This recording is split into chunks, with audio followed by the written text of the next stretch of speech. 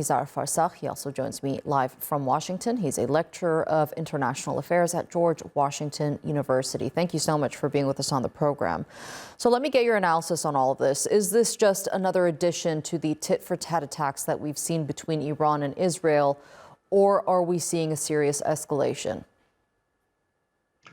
I think we don't know yet. I think Israel is either waiting to see what kind of response Iran does and will accordingly either escalate or keep it at that. I'm hard pressed to see how this Israeli prime minister is going to resist the temptation of continuing to hit Iran, because he feels this is an opportunity that he won't get another time. But it is true. The fact that they only hit a military target is very underwhelming. What do you make of that? The fact that they've only hit a military target. Is it them kind of listening to the United States, with them warning against Israel not targeting those oil, energy and nuclear facilities? Definitely, yes, is showing that Israel is not being this intransigent, ungrateful ally of the U.S.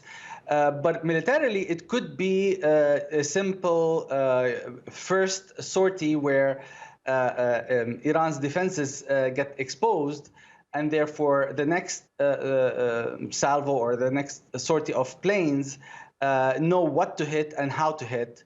That could be the case, and because there have been reports that, in fact, Iran has the latest Russian surface-to-air missiles, the SAM 400s, as well as apparent technology that can detect the F-35. We don't know. There have been reports of that, so it could be that Israel is testing to see if any of that is true, and at the same time, of course, Iran would benefit to not show its capacities. But if something important gets hit, I think Iran will have to retaliate and will have to use its bigger guns, let's say.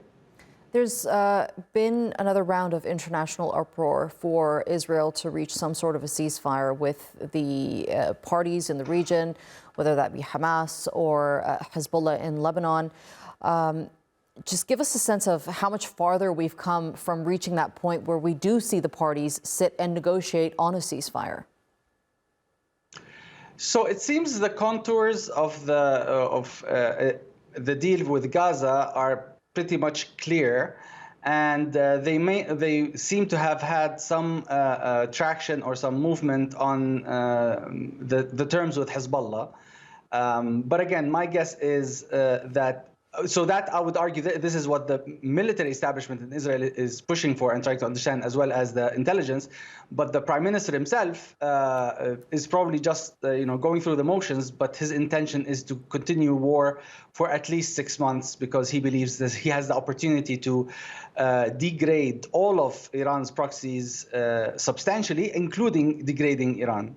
What does this mean for the region, though? I mean, if we do continue at this pace with these tit-for-tat attacks, maybe a bigger escalation moving forward, how much more is this destabilizing the region? It does. What would happen is, I think it's worse than a full-scale war. It's this low-intensity, long war that ends up seriously damaging the GDPs of all the countries, puts the populations in those countries in a very dire economic situation. So it might be that Israel is betting that it can sustain that longer than its neighbors.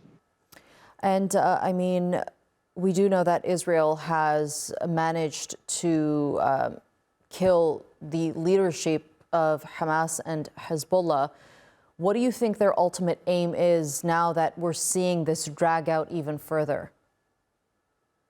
So definitely those two, the getting rid of the leadership denies Hamas and Hezbollah the strategic depth or the strategic ability, but it does not impact their tactical ability, and therefore it's a blow for the organization, yes, but it also means that the small group, is the battalions or even the small companies, whether it's Hezbollah or Hamas, are going to be independent, and therefore it's hard to contain them. And this is a recipe for a very long, protracted insurgency war, just like the U.S. in Iraq.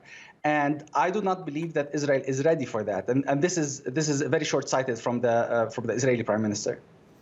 All right, Nizar Farsakh, thank you so much for being with me here on TRT World and sharing that analysis with us. I appreciate it. Thank you for having me.